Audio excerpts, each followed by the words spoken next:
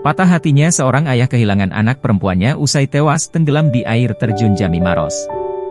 Salsabila Az-Zahra Alisa Anggriani 17 tahun yang merupakan salah satu korban tenggelam di air terjun Jami Desa Bonto Somba Kecamatan Tompobulu Kabupaten Maros Sulawesi Selatan, kini telah dimakamkan, Sabtu, 13 Juli 2024. Diketahui, Salsabila dimakamkan di Carangki Kecamatan Tanralili Kabupaten Maros.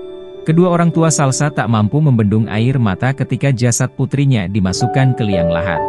Nampak sanak keluarga, teman-teman sekolah dan paskibraka hadir di pemakaman Salsa. Terlihat momen pilu tersebut salah satunya dibagikan oleh akun TikTok @Chairunisasaputri pada Minggu, 14 Juli 2024.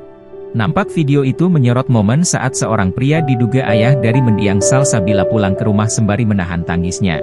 Pria berpakaian loreng tersebut nampak terduduk lemas saat mengetahui ia telah kehilangan putri tercintanya untuk selamanya. Patah hati seorang ayah adalah kehilangan anak perempuannya, tulis keterangan pada unggahan. Sebelumnya, dilaporkan dua pelajar yang bernama Tazkiyah Wulandari 17 tahun dan Salsabila Az-Zahra Alisa Anggriani 17 tahun tenggelam di air terjun Jami. Keduanya tenggelam sekitar pukul 13 WITA, Jumat, 12 Juli 2024, korban diketahui berangkat bersama rombongan berjumlah 9 orang. Keduanya baru bisa ditemukan sehari setelah dinyatakan tenggelam.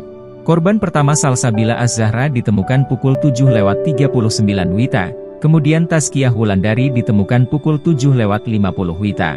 Keduanya ditemukan setelah dilakukan penyelaman hingga kedalaman 5 meter.